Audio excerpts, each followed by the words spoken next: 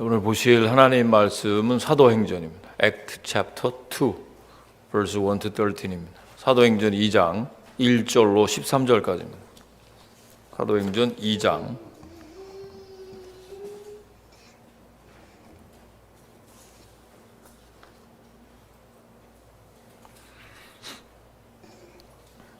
자, 우리 한번 번갈아 교독해 보겠습니다. 오순절 날이 이미 이르매 그들이 다 같이 한 곳에 모였더니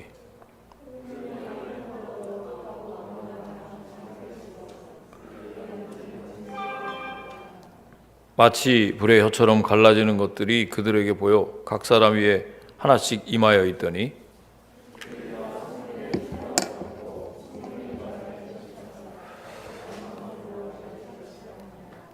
그때에 경건한 유대인들이 천하 각국으로부터 와서 예루살렘에 머물러 있더니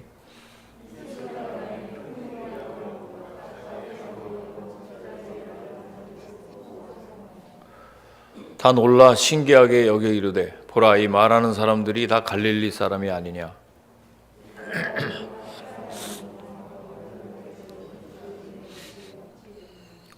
우리는 바데인과 메데인과 엘람인과 또 메소포타미아, 유대와 갑바도기아, 본도와 아시아,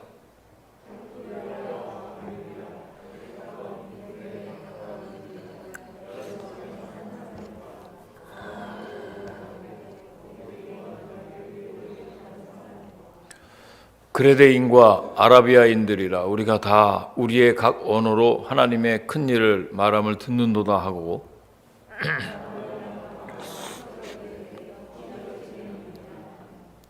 또 어떤 이들은 조롱하여 이르되 그들이 세술에 취하였다 하더라.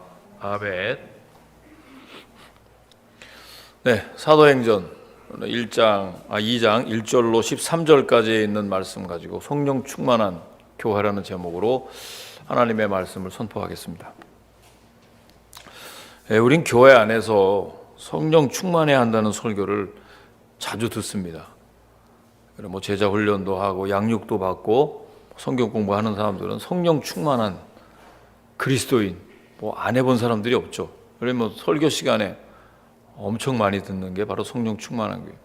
한 번은 제가 운동을 좋아해 탁구장에서도 어떤 분들이 교회 다니신 집사님인데 할렐루야 성령 충만 막 그러니까 믿지 않는 사람들도 뭐 뭔 소린가 이렇게 쳐다보면서 좀 엉뚱한 사람이다 그러고 이렇게 눈을 흘기는 걸 본 적이 있습니다.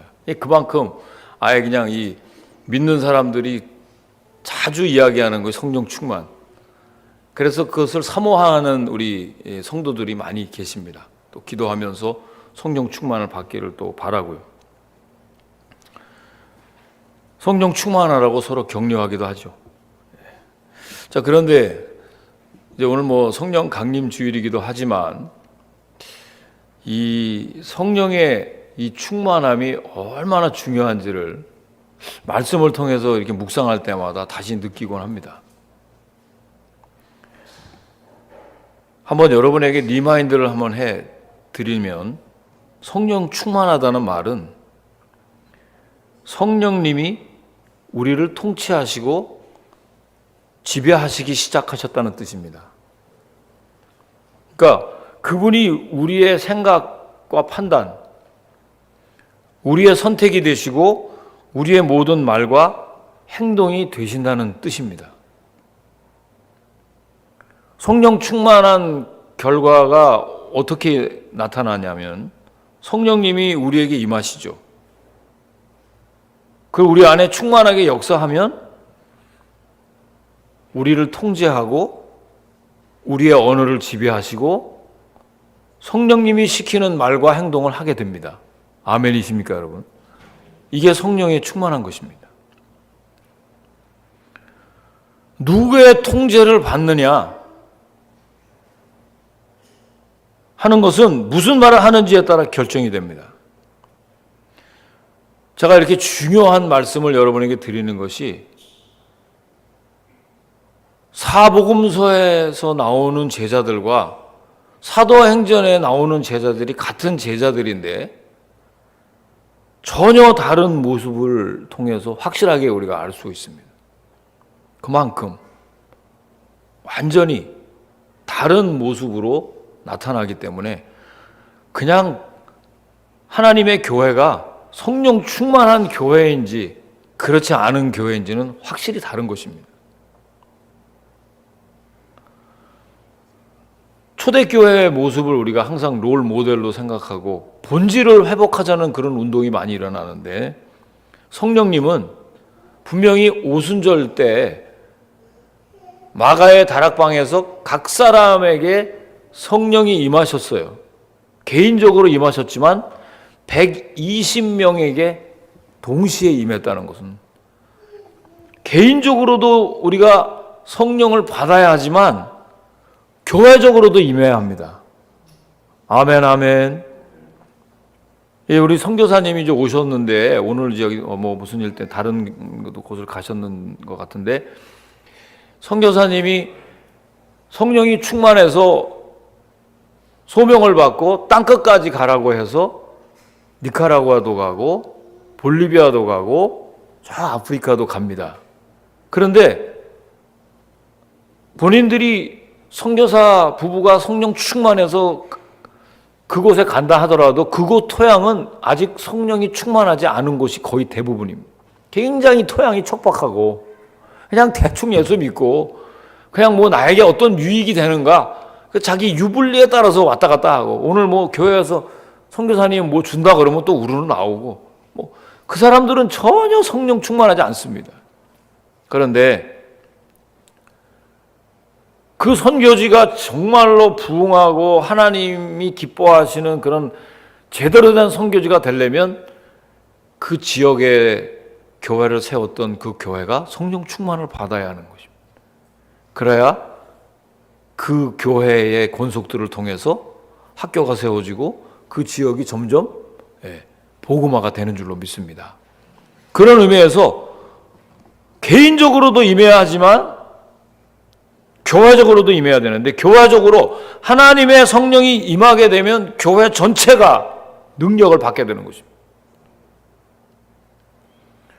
사복음서에 주님의 부름을 받은 사람으로서 무력하고 방황하며 인간적이었던 제자들이 나중에는 사도행전에 가서는 신앙의 방향이 뚜렷해졌단 말이에요. 그리스도의 중심의 사람들로 확신 있게 행했단 말이에요. 무엇이 이 제자들로 하여금 이토록 달라지는 역사가 있었을까요? 이 오순절에 임했던 성령의 강림 사건이 우리 신약의 교회가 시작이 되는, 우리 신일교회가 정말 하나님이 기뻐하시는 그런 교회로 시작이 되려면 역사가 중요한 것이 아니에요.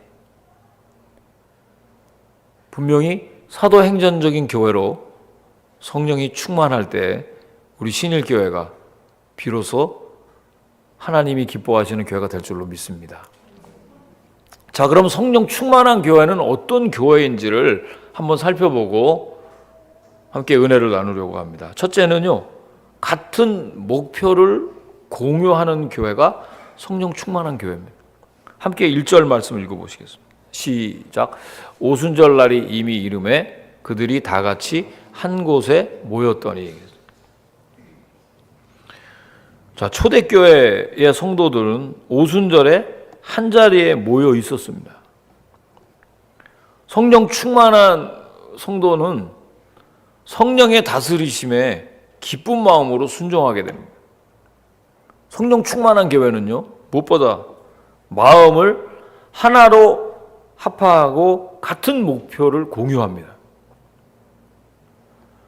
우리 교회도 이 교회 표어가 있습니다. 여기 뭐 세용을 부어주소서라는 교회 표어가 있고, 또 좀 더 우리가 훈련도 받고 그 다음에 뭐 웹사이트도 우리가 좀 자세히 살펴보는 분들은 사명 선언문이라는 것이 있어요. 예전에 여러분 많이 제가 계속 단순 반복 지속적으로 말씀드렸잖아요.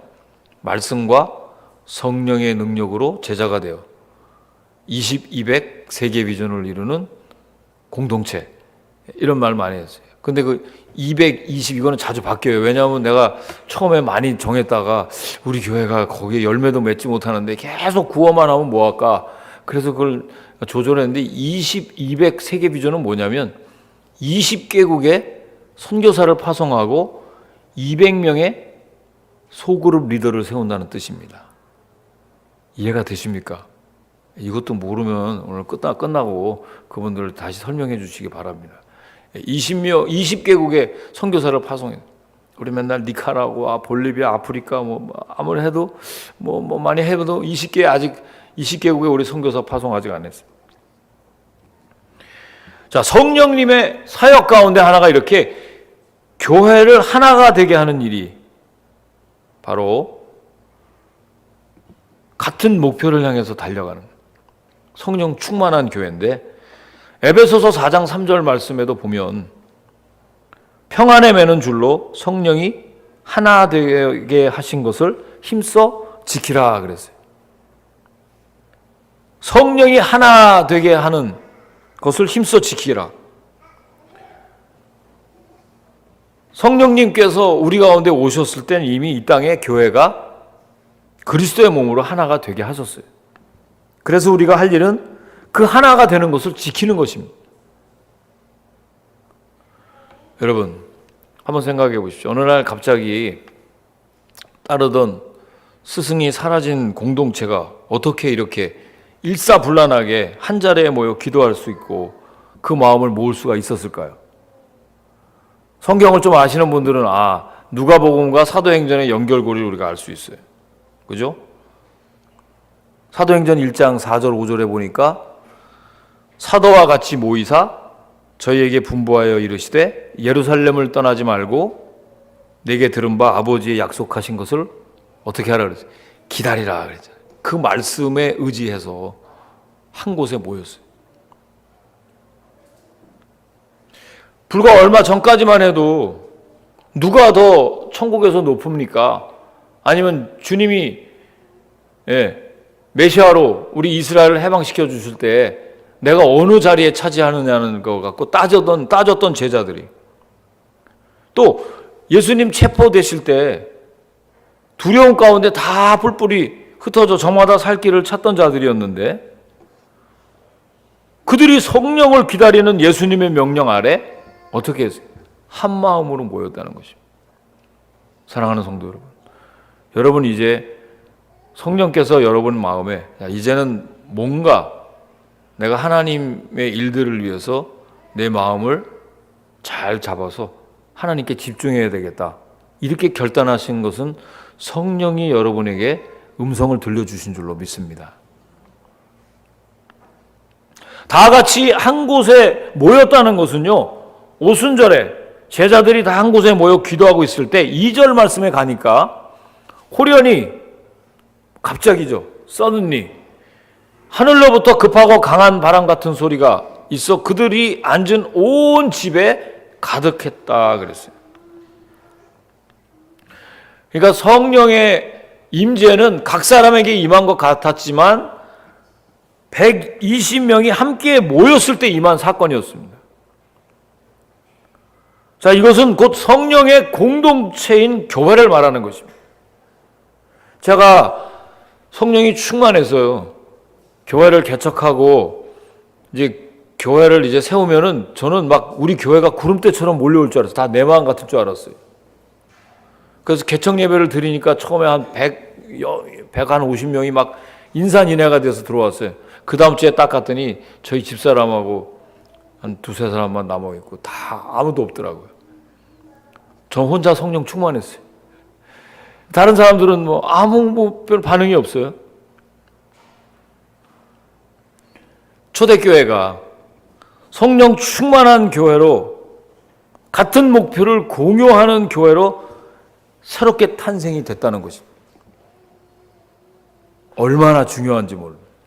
저와 여러분이 우리 교회가 성령 충만한 교회가 되려면 같은 목표를 함께 공유하시기를 다시 한번 주의 이름으로 간절히 부탁을 드립니다. 우리 교회가 성령 충만할 때 같은 목표를 향해서 일사불란하게 나갈 수 있다는 것입니다. 이때 하나님이 우리를 쓰시는 거예요. 어떤 개인이든지 어떤 일을 하든지 여러분, 사업을 하든지 직장 생활을 하든지 어떤 일을 하든지 여러분이 서 있는 그 자리가 바로 빛과 소금의 역할을 감당하는 자리가 되는 거예요. 모였을 때 임했다는 거예요. 지금 코비드-19이 이제 뭐 백신들 막 거의 다 맞아서 이제 우린 뭐 교회도 다음 주에 야외 예배로 나갑니다. 벌써 이제 뭐 마스크도 벗고 뭐 바깥에서는 뭐 마음껏 다닐 수 있지 않습니까? 그래도 뭐 다 마스크 쓰고 다니시는 분도 있어요. 그런데 성령의 역사는 모여서 기도할 때 임하는 줄 믿습니다. 모여서 기도할 때. 약속하신 성령님이 오순절 다락방에 모여 기도할 때 제자들에게 임했잖아요. 그러니까 하나님의 약속은 결코 헛되거나 거짓됨이 없어요. 정확하게 임하신단 말이에요. 악한 자라도 자식에게 좋은 곳으로 줄 줄 아는데 하물며 하나님께서 구하는 자에게 뭐라 그랬어요? 성령을 주시지 않겠느냐. 저는 여러분들이 함께 모여서 합심해서 성령을 구할 때 우리 교회에 성령 충만을 부어주실 줄로 확신합니다. 두 번째, 성령 충만한 교회는 그럼 어떤 교회인가? 성령의 뜻에 순종하는 교회입니다. 뭐 그 말이 그 말 같은데 한번 살펴봅시다. 4절 말씀에 갑니다. 4절 말씀 다 함께 읽어봅니다. 시작.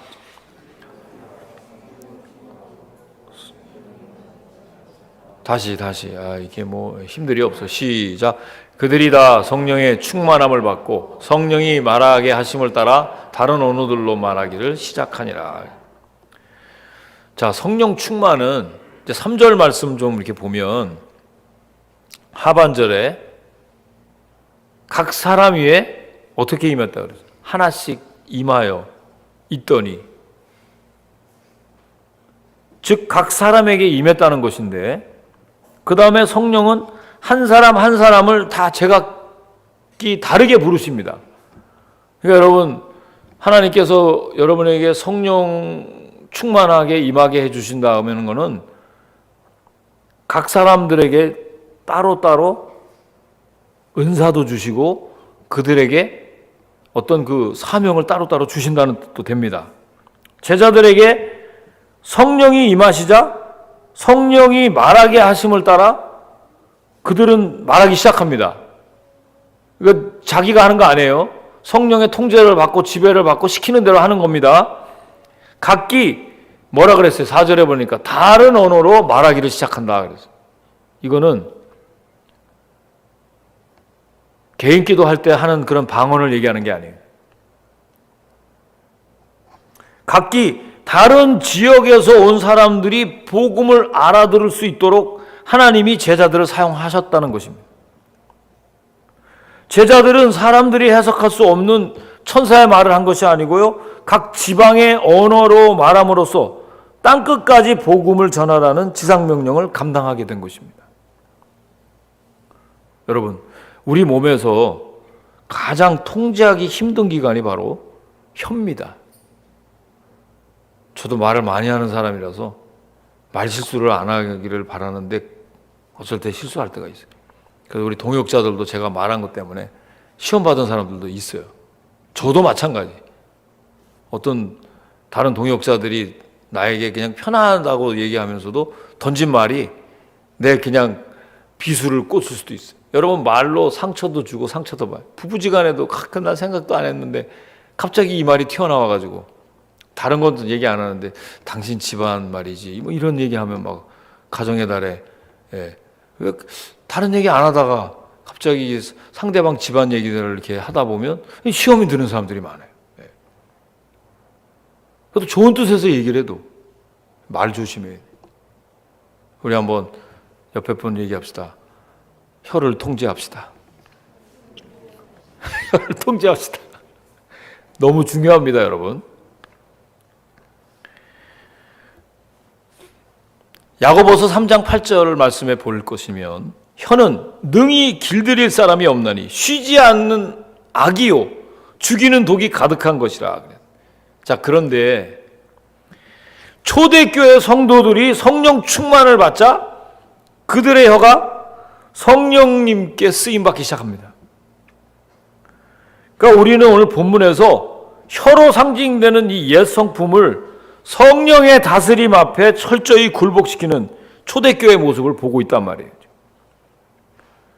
성령님의 다스리심에 즉각적이고도 절대적으로 순종하지 않는 교회가 어떻게 하나님 손에 들려 사용될 리가 있겠습니까? 그래서 우리가 하는 이 말과 행동이요, 성령의 통제와 지배를 받을 때 여러분 그게 복음이 전파되는 것입니다.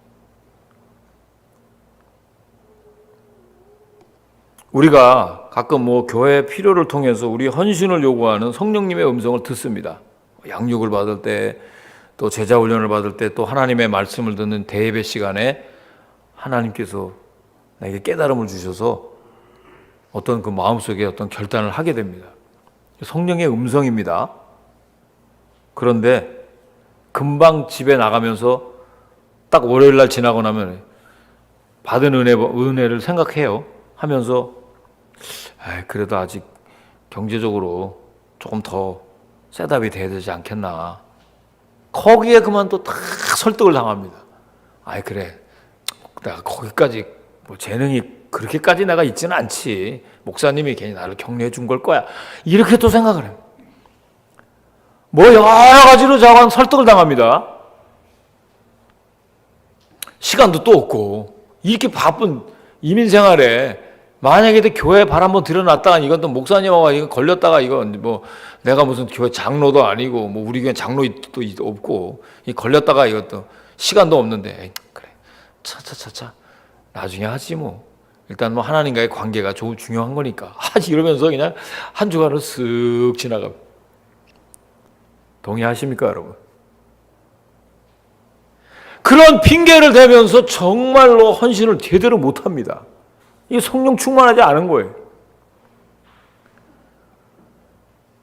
그런데 하나님은 역대하의 16장 9절에도 보면 지금도 온 땅을 두루 살피시면서 온전한 마음으로 하나님을 기쁘시게 하려고 하는 자에게 하나님의 능력을 부어주신다는 것입니다. 믿습니까 여러분? 아무리 베드로가 밤새도록 수고해서 잡은 것은 없는데 예수님께서 더 깊은 데 나가서 그물을 내리라 그럴 때 한번 믿져봐야 본전이니까 안 되는데 한번 가보자 했는데 엄청 고기가 많이 잡혔단 말이에요. 그만큼 여러분의 마음이 동하지 않더라도 순종이라는 것은 그럴 때 순종하는 것이 아니에요. 내 마음이 동할 때만 여러분 하는 것이 순종인 줄 알아요. 전부 여러분 마음이 다 움직여야 따라오지 않습니까? 그건 순종이 아니에요. 성령 충만한 게 아니에요. 아직까지도 사복음서에 머물러 있는 제자들과 똑같은 거예요. 성령의 충만함을 받은 교회는 성령님의 뜻에 순종하면 하나님의 능력이 비로소 나타나고 경험하게 되는 것입니다. 그런데 여러분 성령의 충만한 그런 하나님의 능력을 경험하지 못하는 이유가 바로 순종하지 않기 때문에 그렇습니다. 헌신해야 할 텐데 교회를 위해서 이렇게 해줘야 될 텐데라고 정말 마음은 착하게 잡수세요. 그리고 교회를 위해서도 열심히 하려고 노력도 하실래요. 근데 그것이 열매로 이어지지 않는 이유가 뭘까요? 그것이 왜 나타나지 않을까요?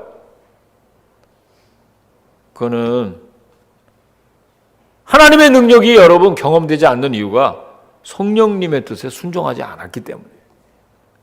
그래서 하나님의 말씀으로 깨달음을 받고 찔림을 받고 고침을 받을 때 여러분 성령의 지배와 통제에 순종하시기를 주의 이름으로 축원합니다. 그때 순종해야 되는 거예요. 밤새도록 내가 그물을 내렸지만 잡은 것은 없지만 말씀에 의지하여 그물을 내리리이다. 다시 다 깊은 것을 다 다시 풀러서 그물을 풀러갖고 또 한번 내려가서 그물을 펼쳤더니 고기가 찢어질 듯 많이 잡혔다는 거 아니에요. 넘치도록. 바라기는 하나님의 능력을 경험하는 신일교회가 되길 주의 이름으로 축원합니다. 성령님의 뜻에 순종하시는 저와 여러분 되시길 주의 이름으로 축원합니다. 그럴 때 역사가 일어나는 거예요. 우리 교회가 코비를 지나가면서 모이기를 힘쓰는 교회가 돼야 되는데 그것들을 흐트러뜨리는 이 코비드-19이라는 거센 도전 앞에 우리가 그것을 거스리고 마치 연어가 큰 물결을 그냥 거스리면서 계속해서 산란하기 위해서 그냥 치고 올라가듯이 우리는 성령의 힘과 능력을 가지고 세상의 거센 물결과 맞서서 우리는 거스러야 되는 줄로 믿습니다. 그렇게 나가야 되는 거예요. 세 번째, 성령 충만한 교회는 훈련된 혀를 사용하는 교회입니다. 이게 무슨 말일까요? 8절 말씀에 한번 볼까요? 8절 말씀을 보면 시작. 우리 각 사람이 난 곳 방언으로 듣게 되는 것이 어찌 됨이냐 그랬어요. 자, 본문은 저와 여러분들의 내면, 우리 속사람이 특히 우리의 혀와 말이 성령의 지배를 받을 때 우리의 삶과 사역에 얼마나 아름다운 열매를 거둘 수 있는지에 대해서 말씀합니다. 창세기 11장에 가면 바벨탑 사건이 나옵니다. 바벨탑 알죠? 바벨탑을 쌓으니까 하나님처럼 높아지려고 했던 그 교만한 인간들에게 하나님이 심판하시는 내용이잖아요. 그런데 그 결과 어떻게 됐어요? 언어가 달라져서 사람들 간에 커뮤니케이션이 안 되게 돼요. 여기 이제 우리 선교사님 자제분도 계시는데 우리가 선교지에 가면 나는 아주 제일 답답한 게 이 스페니시야. 영민이가 그때 얼마나 귀한지 몰라. 예? 우리 가면 그냥 맨날 가서 뭐 망치질하고 뭐 칠하고 뭐 이런 거 복음 전파하는 대로 하는데 거기 가면 또 잘못하면 또 이렇게 어설프게 하면 이게 주의 종이 뭐 이렇게 스페니쉬도 제대로 안 배웠나 하는 소리 들을까봐 제대로 그냥 부에노스 디아스 들리지도 않아. 디아스 그 다음에 그냥 가만히 놔두는 거야. 야 영민아 해봐라. 뭐라 그러냐. 그냥 소통을 시킵니다. 그러면 뭐 자신 있게 얘기하죠. 언어가 소통된다는 게 얼마나 중요한지 몰라요. 집사람이 이제 몸이 안 좋아서 병원에 갔더니 병원에 있는 분들이 그 닥터가 자세하게 설명을 해주는데 통역이 필요하냐고 물어봐요. 근데 우리가 말은 다 알아들어요. 일상적인 회화는 알아듣지만 정확한 병명이나 어떤 주의사항을 들으려면 통역관이 필요하잖아요. 통역관은 요즘엔 탁탁 누르면 한국분이 쫙 나와. 코리안 딱 나오면 얼마나 전문적인 용어를 얼마나 쉽게 정확하게 해석을 해주는지 몰라요. 이게 뭐 바로바로 돼요. 실시간으로 그냥 통역을 딱딱 해주니까 자세하게 듣고 또 물어보고 그러니까 소통이 되죠. 의사와 환자 간에 소통이 잘 되면 그 환자는 의사의 말에 100% 순종하게 돼요. 그러면 그 병이 벌써 이미 난 거나 마찬가지. 아멘 아멘. 이게 굉장히 중요한 거예요. 그런데 소통이 안 되는 사람들은 자기 생각으로 유튜브에 있는 걸로 보고 상황버섯이 좋다. 아니면 난 식이요법으로 해야 되겠다. 여러분 물론 그런 것들이 다 틀렸다는 얘기는 아닌데 요즘엔 정보의 홍수 시대에 잘못된 지식을 가지고 그 의사들이 그 유튜브 방송에서 뭔가 자기를 드러내기 위해서는 어떤 한 분야에 연구한 걸 갖고 그냥 맞는 것처럼 얘기를 해요. 그거 여러분 다 공예입니다. 어떻게 보면 중요한 것만 딱 이렇게 알면 돼요. 상식적으로. 그런데 그런 거가 자기 지식이 돼가지고 완전히 그냥 잘못해서 여러분 면역 결핍증 걸린 사람도 있고 영양실조 걸리는 사람도 여러분 부지기수입니다. 여러분 뭐가 나쁘고 뭐가 나쁘고 세상에 좋은 게 뭐가 있어요? 예? 더 중요한 거는 여러분 마음에 평안이 있을지어다. 아멘. 하나님의 평강이 여러분 마음을 사로잡으면 이건 보약 중에 보약이에요. 아멘이십니까 여러분? 이게 하나님의 평강이 뭐라 그랬어요? 성령님이 통제하고 지배하시는 것은 하나님의 평강이 우리의 마음을 주장해 주시는 거예요.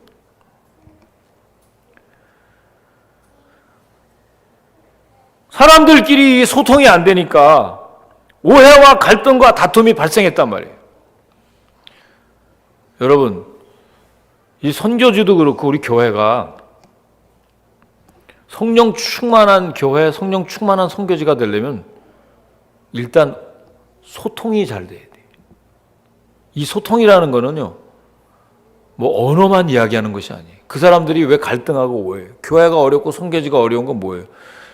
선교사님이나 목사님이 무슨 일을 했는데 오해를 하는 거예요. 오해.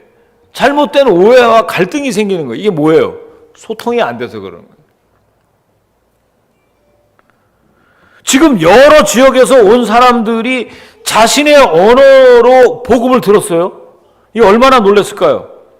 여기서 주목할 것은 하나님이 그 사람들의 귀를 바꾼 것이 아니라 하나님께서 말하는 제자들의 입을 성령을 통해서 바꿔주셨다는 거예요. 믿습니까? 7절 말씀에 보세요. 뭐라고 나와 있어요? 다 놀라 신기하게 여기에 이르되 보라 이 말하는 사람들이 다 갈릴리 사람이 아니냐. 예루살렘에 머물렀던 그 유대인들 및 개종자들은요, 제자들이 갈릴리 출신인 것을 한 번에 알아봤어요. 그 사람들은 좀 무식하거든요. 말하는 그 사투리도 그렇고 벌써 딱 떨어진단 말이에요. 이게 얘기할 때 수준이 많이 배우지 못한 사람이었고 사회적인 지위가 높은 사람들은 그들을 당연히 무시하죠. 그런데 갈릴리 사람들이 다른 지역의 언어를 능숙하게 말하면서 복음 전하는 걸 보고 깜짝 놀란 거예요. 이런 놀라운 기적을 하나님께서 베풀어 주신다는 것입니다. 여러분이 성령의 통제를 받고 내가 정말 복음을 전해야 되겠다 하고 담대한 성령 충만한 사람이 되면 여러분의 말, 행동을 누가 통제해 주세요? 성령께서 통제해 주십니다. 믿습니까? 근데 자꾸 내가 하는 걸로 생각을 하니까 못하는 거예요. 지금까지 한 사람도 전도 못하잖아요. 전부 내 힘으로 한다고 하니까 아무것도 못해요. 여러분 힘으로는 못합니다, 여러분. 재수 없어 그러면 여러분 그냥 그날 온종일 재수 없는 거야. 그 말 한마디 들으면 다 무너집니다, 여러분. 세상 사람들은 여러분들에게 그런데 그 말이 하나도 기분이 안 나빠. 저 영혼은 오히려 불쌍히 여기게 되고 그런 말 해도 하나도 기분 안 나빠. 그 사람은 근데 여러분에게 좀 싫은 소리 하면 막 여러분들 막 얼굴이 불그라 이거는 성령을 안 받은 사람들이 그런 건 준비도 안 된 거야. 거기다가 좀 하나님의 은혜를 받은 사람들이 천국에서 누가 큰 거냐 이런 것만 따지고 교회 무슨 목사가 되고 교역자가 되고 이거 다 소용없어요. 사도행전에 무슨 교역자가 더 특별히 막 성령의 기름 부으심을 받았나 이런 거 없잖아요. 120문도에게 하나님께서 동일하게 하나님의 성령을 부어주신 줄로 믿습니다.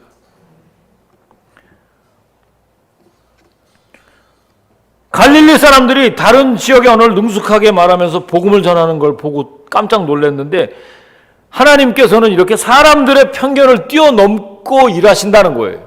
여러분들이 가지고 있는 편견 다 잘못된 생각이 그걸 다 뛰어넘게 하시는 그런 사도행전적인 그런 신앙을 여러분 가지고 있는 교회는 비전이 있는 교회예요. 저는 우리 교회가 그렇게 되길 주의 이름으로 축원합니다.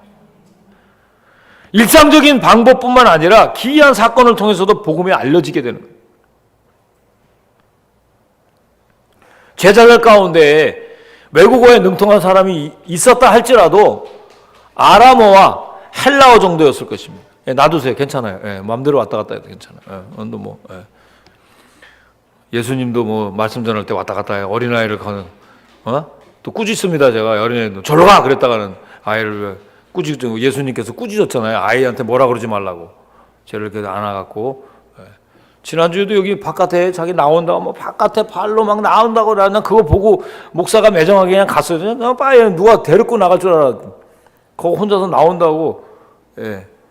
뼈대 있는 집안의 아들이라서 역시 다르긴 달라요. 그냥 나온다고 혼자서 고집을 부리더라고요. 그 다음에 어떻게 됐는지 모르겠어요. 나왔으니까 저기 나와 있게. 아람어와 헬라어 정도를 했던 사람들이 다른 언어를 잘하는 사람들이. 바울이 아람어와 헬라어에 능통했잖아요. 그런데 제자들이 보세요. 엘람, 바벨론, 아시리아, 페르시아, 현 제국인 로마의 언어까지 두루 말했다는 말이에요. 이 장면은 바벨탑을 떠오르게 합니다. 그때는 언어로 인해서 사람들이 분열됐는데 지금은 언어를 통해서 복음이 전해지고 있단 말이에요. 하나님은 과거에 선언하신 저주를 복으로 바꾸셨어요. 지금 마지막 때의 마지막 주자인 줄로 믿습니다. 여러분, 우리가 니카라과 걱정하지 마세요. 얼마든지 우리가 복음 스페니쉬로 전할 수 있어요. 다 소통됩니다. 바이블 스터디도 다 번역돼서 나오고 얼마든지 쉽게 다 할 수 있어요. 다 지금 돼요. 동시 통역도 다 됩니다. 지금 얼마나 발전됐는지. 하나님이 다 그렇게 만들어 주셨단 말이에요. 각국에서 온 사람들이 저마다 듣고 이해할 수 있도록 그런 언어로 예수님의 삶과 죽음과 승천이 알려지기 시작했단 말이에요. 여러분, 우리 주위에는요, 지금 신앙적으로 방황하는 사람들이 너무나 많습니다. 1세대들이 지금 이제 이민 생활 이제 오래돼가지고 다 고령화됐지만 그분들 다 어떻게 할 거예요? 그분들 천국 가야 되지 않아요? 그분들 오히려, 제가 운동하는데 교회 열심히 다녔던 분인데 이제 완전 졸업했어. 그분이 얘기하시는 거 보니까 이제 한국 가서 살려고 그러는데, 여기서 40년 살았는데 한국에 어딜 가려고 그래? 저하고 나이가 동갑이에요. 그래서 친하게 이제 얘기하니까, 한국에 뭐 평창 같은데 2억 정도면 집을 하나 산대. 거기 한번 가갖고 혼자서 산토끼하고 같이 놀라고? 내가 그랬더니 거기 2억이면 거기 가서 산대요. 그래서 제가 그랬어요. 나 가끔 놀러 가면 거기 나한테 방 좀 비워주세요. 그랬더니, 와이나? 목사님 오면 언제든지 내가 오픈해 준대. 그런데 여러분, 신앙 완전히 졸업해버리고 교회도 안 나가고 우리 주위에 너무나 방황하는 사람들이 많아요. 신앙적으로 방황하는 사람들은 좋은 교회 만나야 방황의 종지부를 찍지 않겠어요? 여러분, 우리 교회가 건강하고 좋은 교회가 되길 주의 이름으로 축원합니다. 성령 충만한 교회가 돼야 돼. 우리 교회에 와서 안식을 누려야 돼. 여기 진짜 교회구나. 여기가 정말 하나님이 역사하시는구나. 성령이 임하는구나. 근데 이 교회 썰렁하다, 이거. 여기 뭐 교회 작은데 뭐 식구들 같은데 교회 와봤는데 이거 뭐 교회가 좀 그렇다. 그 사람들이 안 오겠죠. 바라기는 성령 충만한 교회는요, 신비한 경험으로 들떠있는 교회가 아닙니다. 한 목표를 놓고 합심해서 기도하는 교회, 성령님의 뜻에 온전히 순종하는 교회, 그래서 그런 사람들을 그리스도께 이끄는 교회. 인생을 방황하는 사람들은 말할 것도 없이 예수님을 만나야 인생을 방황의 종지부를 찍습니다. 저는 우리 교회가 이 코비 이제 이후에 여러분들에게 재충전 받게 해주시는 특별한 중요한 일이 바로 뭐냐면 성령이 충만한 교회, 성령 충만한 교인이 되길 주의 이름으로 축원합니다. 그래서 사복음서에 있는 제자가 아니라 사도행전에 있는 제자들처럼 여러분들 이제 우리 교회가 리들레그로와 이제 이사 와서 본격적으로, 우리 그동안에 코비 때문에 다 집거되어 있는 상태였는데 이제 조금씩 다 풀리기 시작하는 이 중요한 시기에 다시 한번 성령으로 재충전 받으시기를 주의 이름으로 간절히 축원을 드립니다. 기도하시겠습니다. 고마우신 아버지 하나님, 은혜 감사를 드립니다. 거룩한 주일 하나님 전에 저희들 불러주셔서 귀한 말씀을 통해서 같은 목표를 공유하는 성령 충만한 교회가 되고 하나님의 능력을 경험할 수 있도록 성령에 순종하게 하시고 그 지배와 통제에 기꺼이 순종하는 우리 모두가 될 수 있도록 축복하여 주시옵소서. 무엇보다도 훈련된 혀를 사용하는 교회가 되어서 이웃들의 눈높이에 맞추는 그런 성령 충만한 교인들이 되어졌을 때 하나님 코비 이후에 우리 교회를 통해서 많은 영혼들을 회복시켜 줄 줄로 믿습니다. 감사드리며 예수님의 이름으로 기도드리옵나이다. 아멘. 준비하신 헌금 하나님께 올리는 시간을 갖겠습니다.